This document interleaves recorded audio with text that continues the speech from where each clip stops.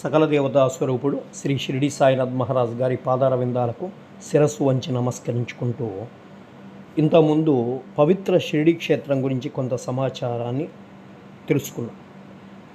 గోదావరి దాటి షిరిడి పోవాలి.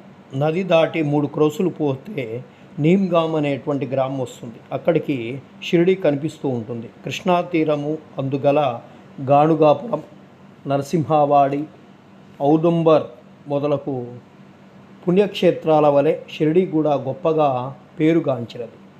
పండరీపురానికి సమీపాన గల మంగళ వేఢ అందు భక్తులకు దామాజీ, సజ్జనగడ, సమర్థ రామదాసు, నర్సోబాంచివాడి అందు శ్రీ నరసింహ సరస్వతి స్వామివార్లు వర్ధిల్లినట్లే సాయినాథుడు షిరిడి గ్రామంలో కాలుపెట్టి షిరిడి గ్రామానికి వన్నె తెచ్చాడు.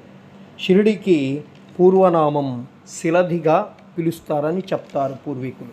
మరి సాయిబాబా రూపురేఖలు ఎలా ఉన్నాయో తెలుసుకునేటువంటి ప్రయత్నం చేద్దాం. సాయినాథుడు కష్టతరమైనటువంటి సంసారాన్ని జయించినవాడు. అస్కలిత బ్రహ్మచారిగా చెప్పుకుంటారు సాయినాథుడు. శాంతి వారి భూషణం. వారు జ్ఞానమూర్తులు, వైష్ణవ భక్తులకు ఇల్లు వంటివారు, ఉదార స్వభావులు, వస్తువుల యందు అభిమానము లేనివాడు, ఎల్లప్పుడూ ఆత్మసాక్షాత్కారమందే మునిగి ఉండేవారు. భూలోకములో అందుకాని స్వర్గలోకములో ఎందుగాని వస్తువుల యందు అభిమానము లేనివాడు. వారి వాక్కుల నుండి అమృతము స్రవించబడుచుండెను.